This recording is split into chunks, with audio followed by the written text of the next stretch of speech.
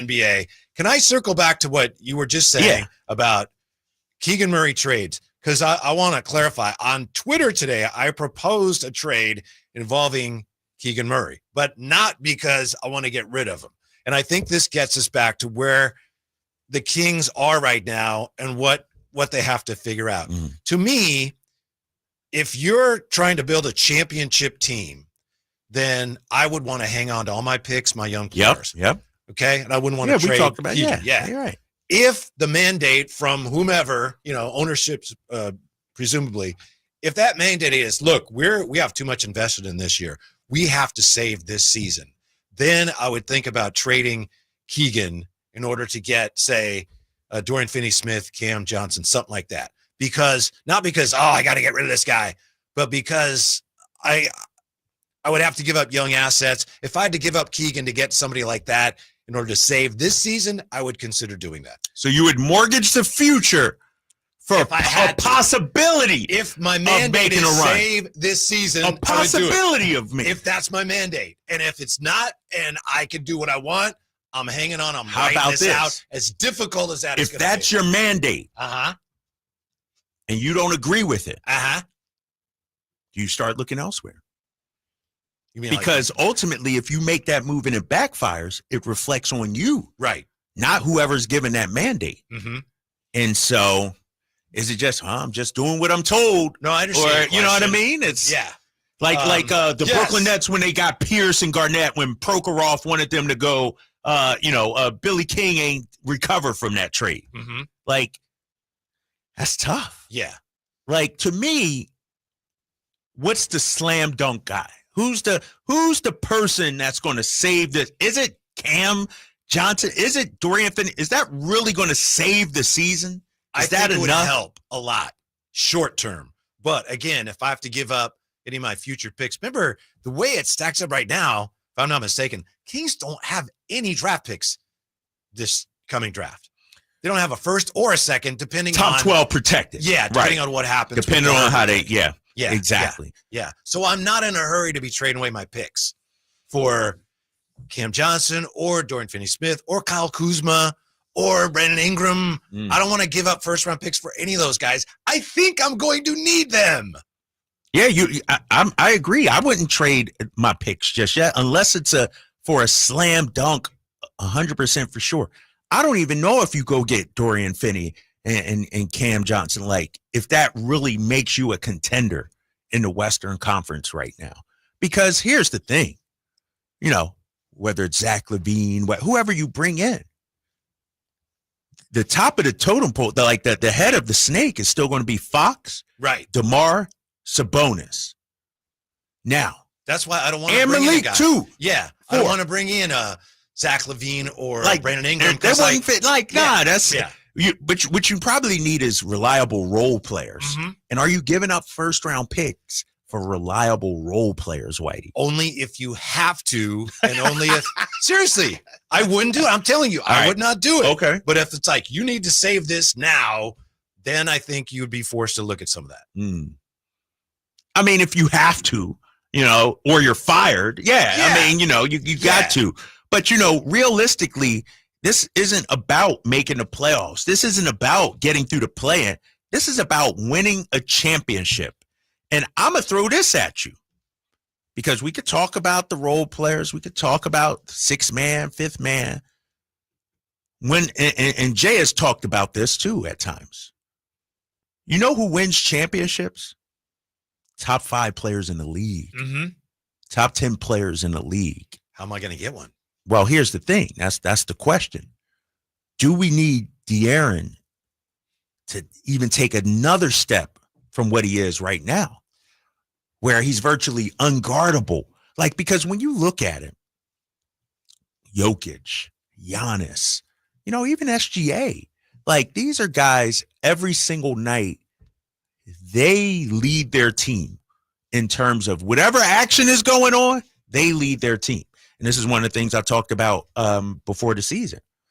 I wouldn't mind having the ball in De'Aaron's hands a little bit more. Yeah. So he could make some sort of more decisions with the ball. Drapes, the way I see it, that's another reason why my hand may be forced in terms of salvaging this season if I think, and I have no reason to think Mhm. this, I don't think anybody knows, but if I look at this and this continues to go the wrong way and I start to think De'Aaron's going to want out unless Now I that's start scary. doing something really soon, if I need to improve in the short term, then that would be another reason why I may have to make moves that I wouldn't otherwise want to make.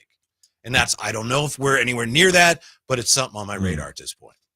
Well, I mean, ultimately, what we're discussing here is how do we get this team to a better point? Mm-hmm. And is it guys just need to play better? Is it Monty needs to go out there and make a move? What kind of move? Is it a role player move like we talked about? Or is it a superstar move? Some Godfather offer package for I don't know who the player would be.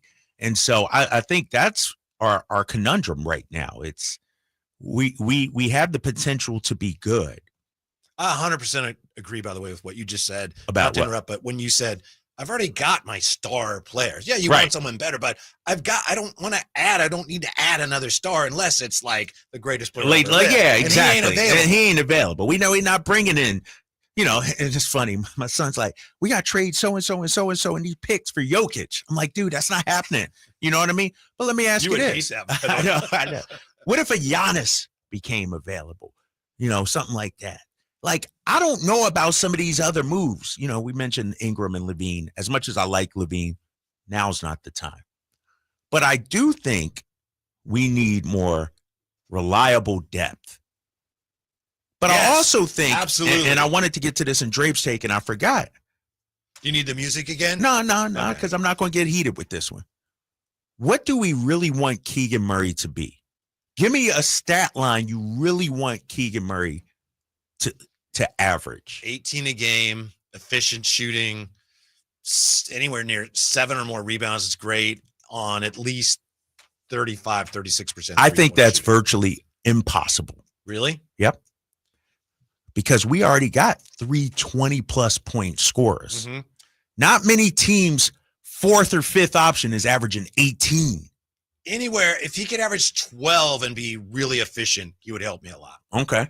So it's about the Playing his efficiency, not necessarily Yeah. the average Yeah, per I game, the think- numbers. I think he's capable of averaging more, but I get your point. Yeah, I'm just It's not saying. that many more shots. Yeah, and this is what I said on the post-game show, or it might even been pre-game.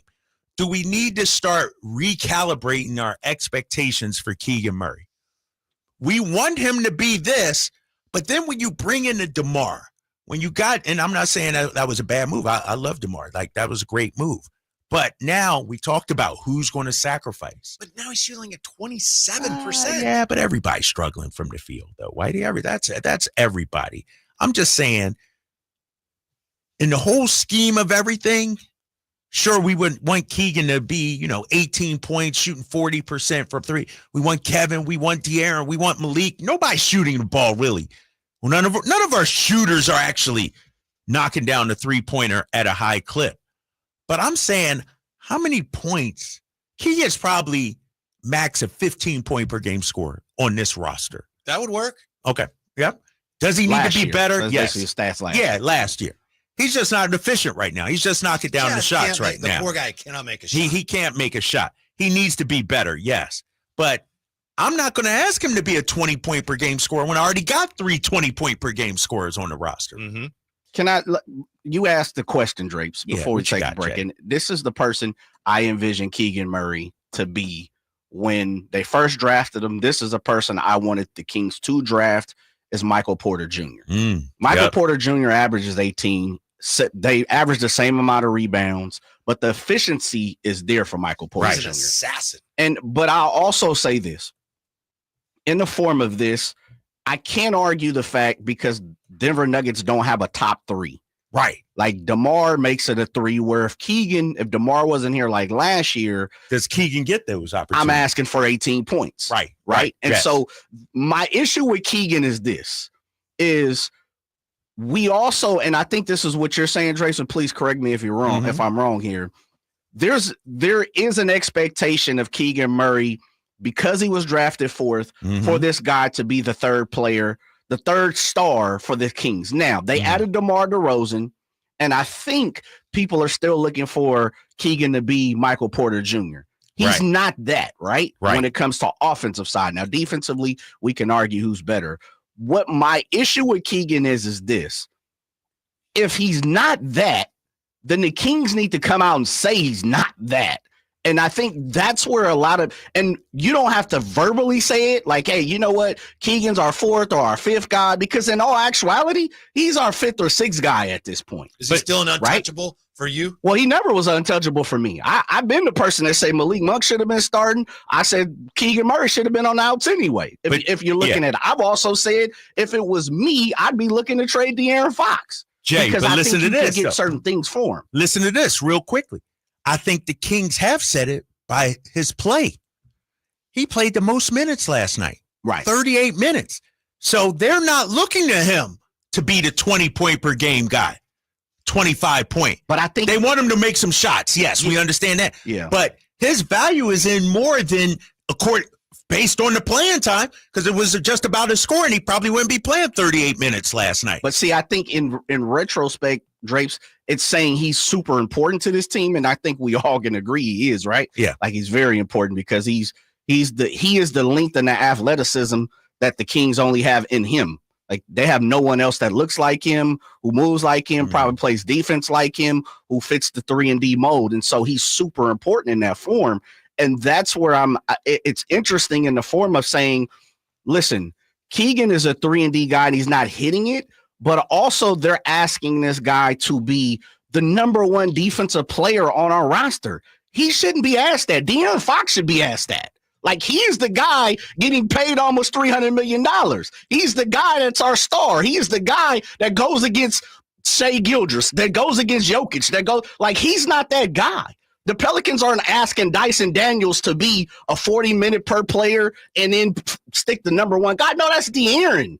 Like, but that's Jay, that's what I'm saying. I think they're asking him to be something that he is not. And if he's not, then I think they have to come out and say, listen, this dude is our defensive stopper and he needs to hit threes here and there. But they're asking him to play the best person. But he's doing a good job of that. And I know, and that's the great point. And that's why. Then should we stop looking at the points per game then?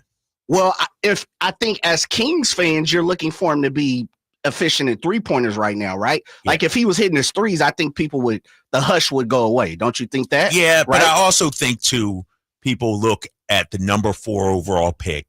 You expect that person to be a franchise player. Right. I will push back, Jay, on something you said.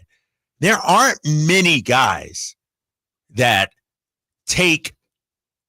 are your team's leading scorer, and you want them to be the best on-ball defender. Who else does that, Jay? Well, and Edwards, maybe. Right. Outside. Tatum ain't asked to do that. No. They got Derek White and Drew Holiday. Yeah. Donovan Mitchell ain't asked to do that. But the Kings don't have that. And that's unfortunately, that's what not they're what trying it to make is. Keegan into, right? Yeah. They're trying to turn him into Derek White, like you said, yeah. And he may not be that and be a good shooter. KB struggles. But I guess what I'm asking is, fellas, is this. If Keegan stays this way, are we okay with that? Does that mean, just to clarify? I mean, he averages 12.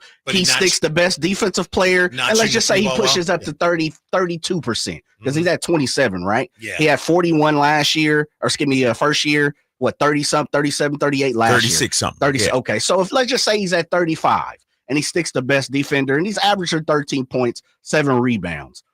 Are we okay with that? Yes. Okay. I am. All right. I don't know about you, Drake. For his career, you're okay with that? Like going forward? Well, with this team as currently constituted, I think that helps a lot. So then if that's the case, Drake, I sound like you may not be okay with that.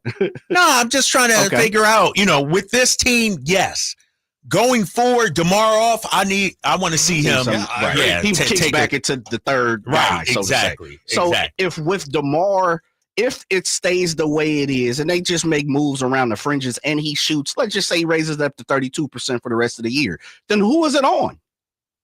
Well, that's a great question. Then who's the issue? Who's the pressure? What's going on? The question then, in my opinion, becomes, and it's a really important question, why isn't this guy developing under our system?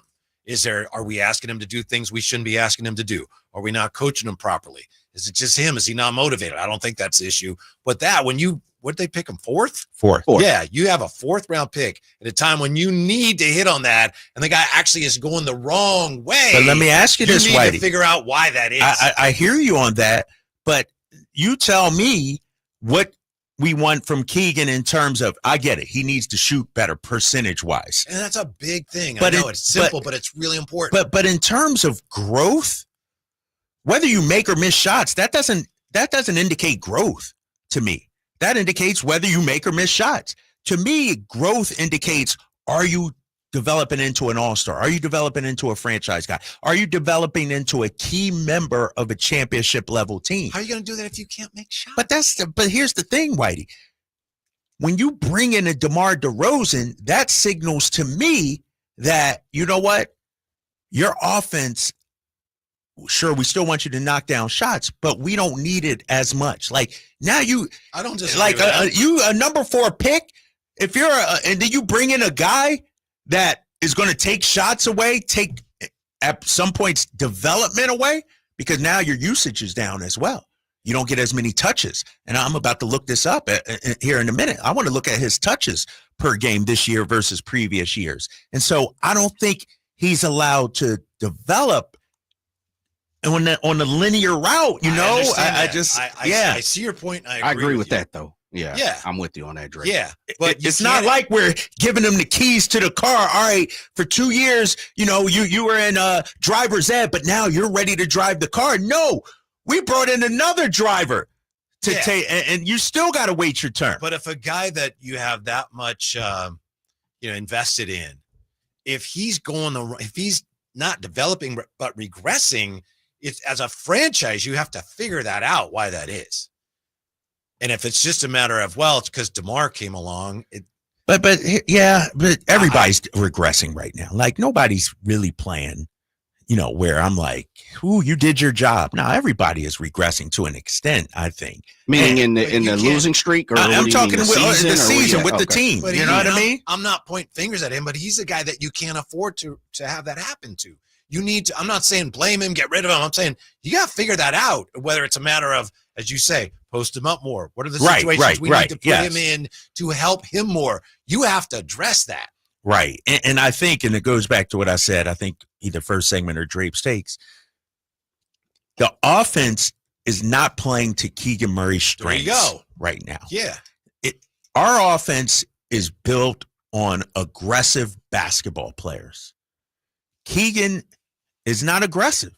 Like, let's call it what it is. We want him to be that, but he was never a guy that's going out there, I'm going to go for mine. I'm going to put it on the deck, get in my bag. He was more of a guy that you draw plays, he's a marksman. You draw plays, he's going to take advantage of it. He has the mismatches, get him the ball, he'll go to work. It's not, I'm going to come down, clear out. It's my, he's not that kind of player. And so I think the offense, it's just the way it is. He's having trouble calling his own number and be selfish. And maybe he needs to be more selfish out there. Do you think this is possible? I don't know, but I think it may be possible. You mentioned the minutes, and, these guys are getting all this money. They're playing basketball. But Wemby last night for the Spurs played 36 minutes, 35 seconds. That was the most on their team. Every King starter played more than that. You need everybody. And I know, I get it. It's like, well, that's what they're here for, and they're your best players. But the fact that you're not getting much out of the bench, it has a cumulative effect on the rest of your roster. Yeah, and how about this, Whitey? You look at the Spurs, and you mentioned it during the break.